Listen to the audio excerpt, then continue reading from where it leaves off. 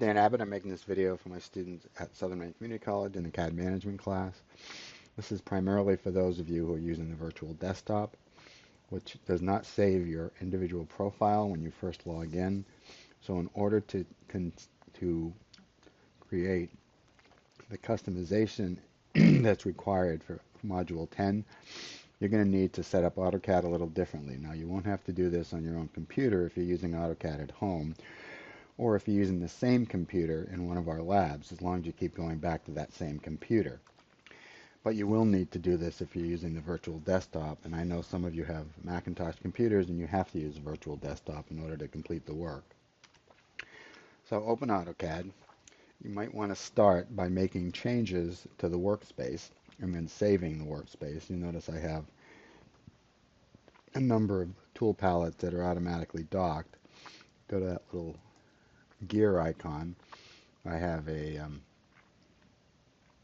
workspace called Dan. Now, if you make any changes to the workspace, every time you do that, what you need to do is go and save current as. Pick the current workspace, the one you're using, and then that will update it. And you can see that if you change workspaces, if you go back to drafting, for instance, it goes back to, I guess I must have picked the 3D one. Did I? Yeah. So go back to drafting and annotation. It takes you back to what it considers the default. I don't know why that opened up this particular time. Must be something new. But you notice I now have that awful nav cube. Well, it's not the nav cube, it's the nav bar. My command line is no longer docked. I don't have any of my tool palettes. If I go back to my, and by the way, you might have to do this on occasion when you go into the virtual desktop if the ribbon disappears. In which case, pick drafting and annotation, and then go back to your actual workspace. The only problem is the workspace never seems to put the ribbon below the command line if your command line is docked at the top. So otherwise, you notice everything came back. So what we're going to do is change some options. And in order to do that, first you need to make a copy of the existing support folder. So if you go into Options, go to Files, open this up, put left click and then hold the left button down, and then copy that entire path. It's going to allow you to go and find the support folder and then copy it and put it someplace else. But instead of having to remember that path, if you just copy the path here, you'll be able just to paste it into the Windows File Manager. So when the Windows File Manager opens up, and it looks like this, if you go to that window at the top, paste this in, and then just back up so you get rid of the word support, and that's where the current path is. That's the path that's currently active. So you can see that there's a whole folder here, and it's full of a lot of stuff. What I'm going to do is have you right click, don't cut it, copy it, go to your N drive or your S drive. Either one of those will work. The difference is this: the N drive is your personal drive. I don't have access to it. You also have an S drive that I do have access to. So you might want to use the S drive instead. So if you have a problem, you can tell me where you put this. But I'm going to use the N drive in this case. And I'm just going to go and right click and paste that entire folder. And I'm just putting it in the root of the N drive. You can put it in an AutoCAD 260 or AEDD 260 folder, an AutoCAD folder, but now it's right there. Now I'm going to go back, and under Options, I'm going to make some changes. First change I'm going to make is I'm going to add, by browsing, the location that I just created, so it doesn't look in this default location. Instead, it looks, at least it doesn't look there first. Instead, it's going to look on the N drive and the program support folder. That's the one for today.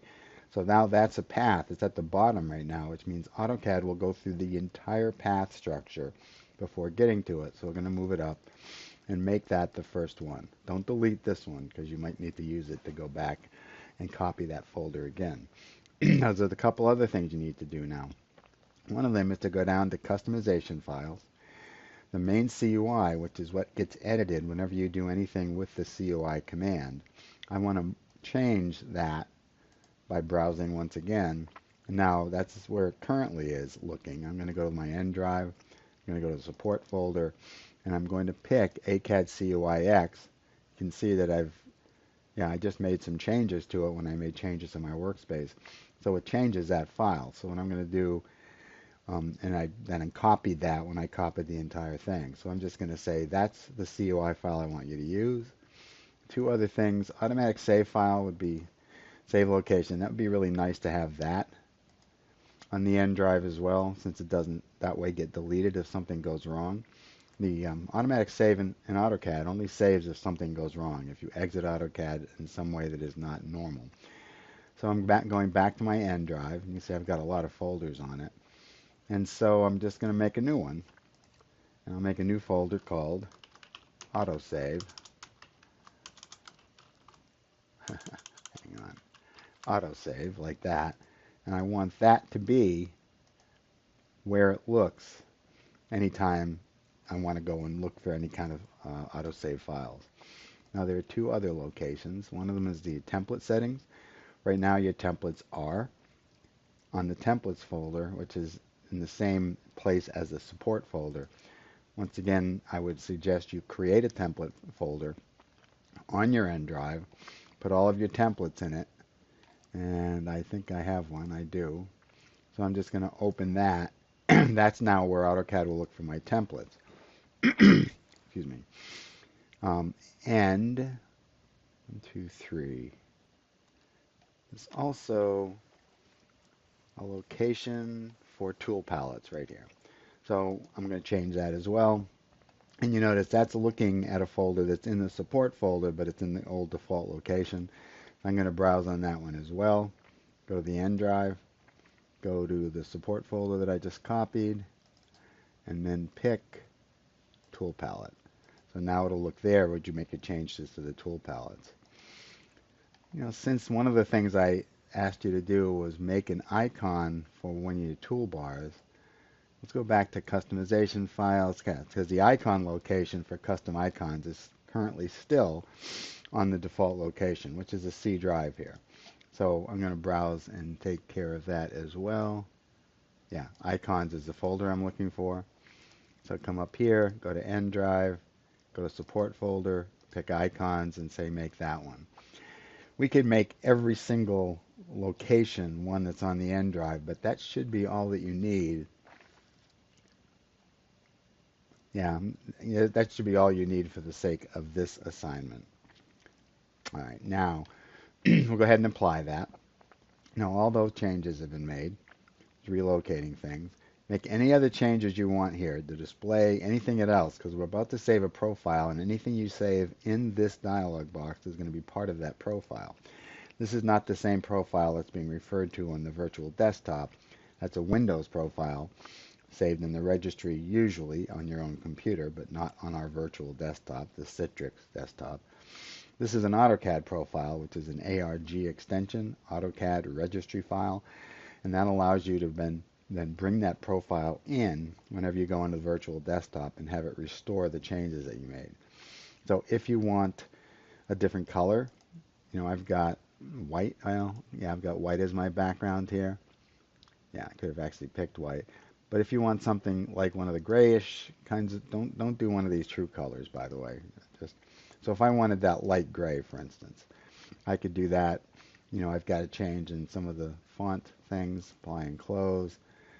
Now if I apply that, I get, oh, that is a light gray, isn't it? It's a very light gray. Uniform background. No, it didn't work. Hang on. Okay. Ah, there we go. But it is very light. Yeah. What is back to white? Well, I went back and selected it again, and this time it worked. And I did it by selecting a numbered color.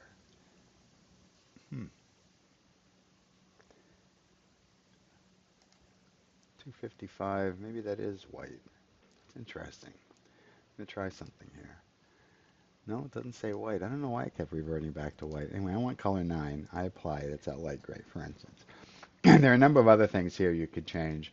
One of the things I always change in user preferences is a right-click customization. I always turn that on. so that I can just right click and exit a command, or right click and hold it down to get up a menu. Any rate, all of these things, when you're done, go to profiles. This current profile right now is Dan. And that's the one that just got updated. And you can see, by the way, I have black background, which actually is white. Set this back, so the profile is going to restore. Well, I'm going to export this profile. And the export of the profile is going to create an ARG file. Put it where you can find it. Again, the N drive is my guess that you're going to want it. You can see I already have one there from a few days ago when I was showing somebody this. I'm just going to replace the one that's there. Click OK. So now, whenever I leave AutoCAD, exit the virtual desktop, and then go back into AutoCAD, I need to do this. Just go to the virtual desktop, start AutoCAD, and immediately go to Options and import the profile you exported. But export your profile probably just before you exit AutoCAD every single time, just to make sure you've exported any changes you might have made. So I go back in here now, looks like that. I go back to Options, go back to Options, go to Profiles, and then import the profile. Now it's going to tell me it can't do it because it's already there. So if I go to open this now and say apply and close, no, there's one that's in use. So what you might have to do is just go and set another one current. And you can eliminate this one. You can remove it, delete it. Now I'm going to import on the N drive Dan, and that's the one that I just did, 115. Yeah, it's 116 right now. Apply and close, set it current. There you go. Now that's my current profile, and you'll notice if I come over here now, it's looking in the support folder, it's looking here. Under the customization, it's looking there. So everything that you do under the customization assignment will now be saved in that profile, because it will be saved in that CUI, and that CUI will be found because it's in your profile. Let me know if you have any problems with this, folks. I know this is a little bit cumbersome, but it also means you're going to end up understanding something more about the AutoCAD support structure system than you otherwise would. So this is not a bad thing. Just have to understand it. That's all.